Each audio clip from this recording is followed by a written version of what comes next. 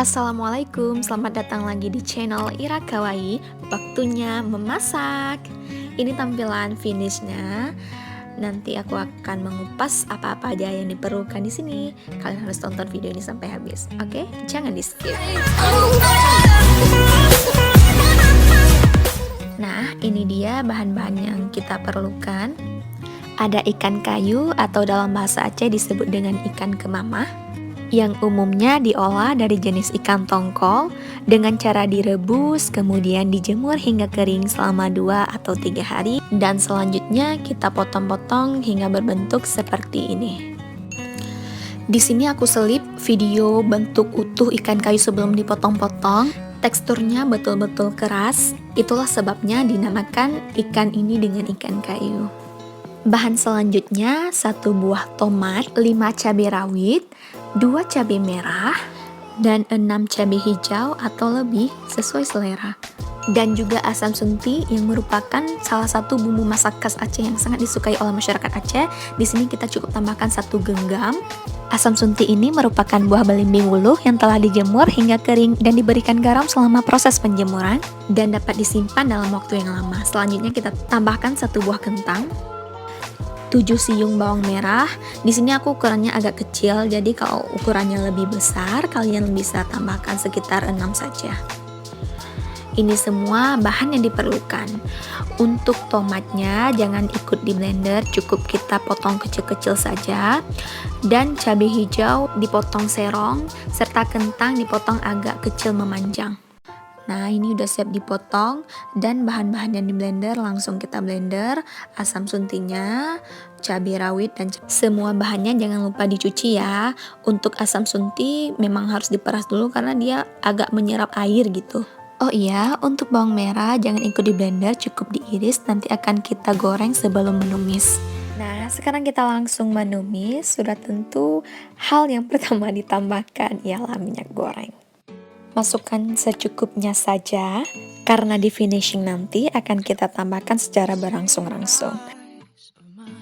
Karena memasak asam kemamah atau tumis ikan kayu ini memang lebih membutuhkan banyak minyak. Selanjutnya kita goreng bawang merah yang udah kita iris tadi, tapi kita tunggu dulu sampai minyaknya memanas, baru deh kita masukkan. Kita cek, oke, udah panas, langsung kita masukkan bawang merahnya.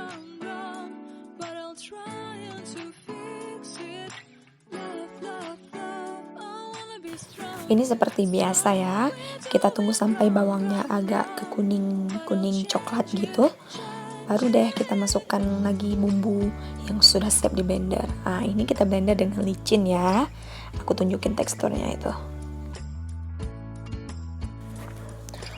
Kita aduk terus sampai betul-betul matang. Lanjut, langsung kita masukkan bumbu-bumbu yang sudah di blender tadi.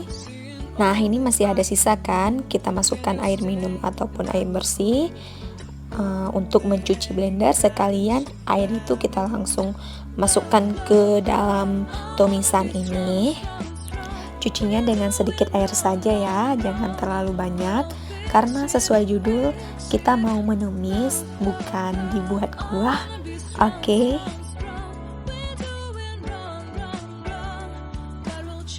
Lanjut kita aduk-aduk terus sampai merata. Ini aromanya sudah wow, super menggiurkan. Selanjutnya nanti akan kita masukkan bahan-bahan ini ya, tapi tunggu ini matang. Dan terakhir baru kita masukkan ikan kayunya. Kita tunggu sampai matang. Sesekali jangan lupa diaduk karena ini juga agak lama.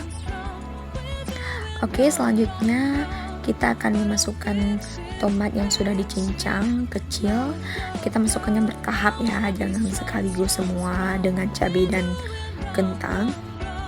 Aduk-aduk terus sampai tomatnya menyatu dengan bumbu juga. Baru selanjutnya nanti akan kita tambahkan kentang dan cabai hijaunya. Nah, selanjutnya kita langsung masukkan kentang dan cabai hijau. Aduk semuanya hingga rata dengan bumbunya. Terakhir nanti kira-kira kentangnya sudah mulai agak matang, baru kita tambahkan ikan kayu.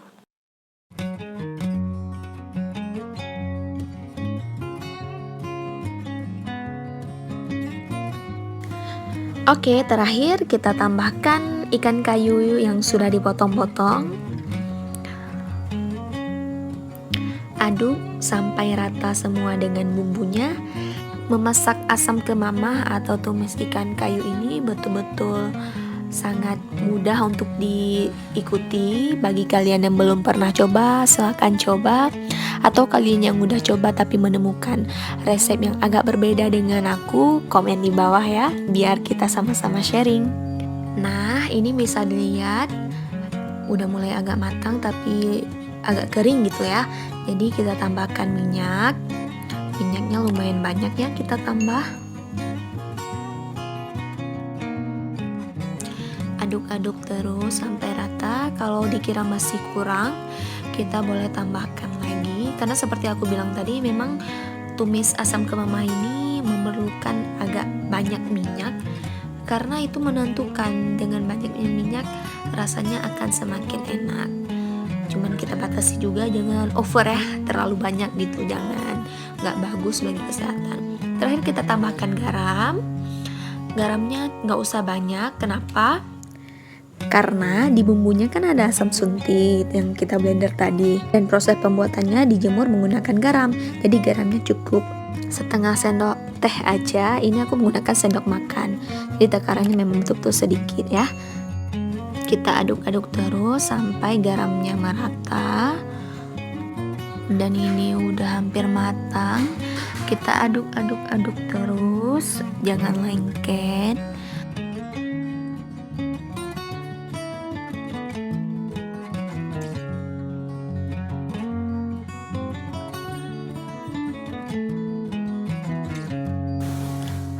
Aku zoom sebentar untuk video lebih detail. Nah, nampak gak sih? Enak banget.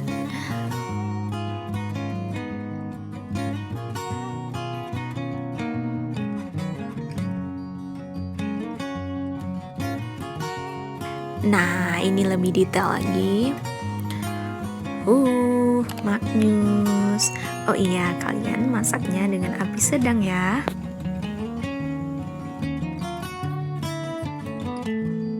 Dan tara, ini dia hasil akhirnya.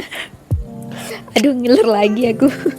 Padahal aku dubbingnya udah selang beberapa hari loh, tapi dengan lihat videonya aku masih ngiler. Aduh, kalian wajib coba ya. Oke guys, cukup sekian video dari aku. Aku harap video ini bermanfaat bagi kalian. Bila kalian suka, jangan lupa like, share, and subscribe. Sampai jumpa di video selanjutnya. Bye. Assalamualaikum.